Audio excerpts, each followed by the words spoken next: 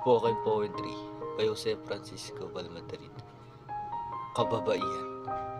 Isang araw na maganda para sa binibini kay hanga-hanga. Ako'y nagtataka sa mga sinasabi ng mga tao sa bansa. Mahina, marupok at hindi kayang lumaban. Linyahan ng karamihan na anime kilala na ang lahat ng kababaihan. Sa mundong mapanghusga, palaging kababaihan ang napupuna.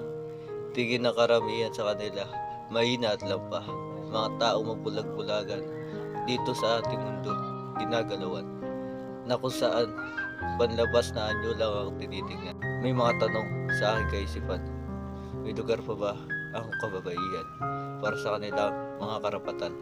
O sadyang inuhusgahan agad ng karamihan dahil sa hindi bukas sa kanilang kaisipan? Isang debate na matagal nang pinagtatalunan. Gender equality, ligaw ng mga kababaihan. Pantay na pagtingin at pagtrato, ayan ang hiling ng mga kababaihan sa mundo. Ilaw ng tahanan kung tawagin ang kababaihan. Ngunit bakit wala akong makita na liwanag sa ilaw ng tahanan?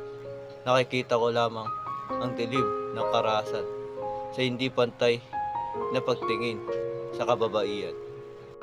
Ang kababaihan ay parte na ng ating mundong ginagalawan. Alalahanin na lang natin ang mga bayaning kababaihan na nagsakripisyo para lamang makamtan natin ang kalayaan. Ngunit bakit maraming walang tiwala sa kababaihan? Tumingin-tingin ako sa aking kapaligiran. Mga kababaihan, ang aking naispatan, nagtatrabaho, nag-iibang bansa, at nagre-responsibilidad na kanilang mga bansa. Yan halimbawa na kaya lumaban ng mga kababaihan sa mundong mapanghusga dahil sa kang babae at hindi babae lang.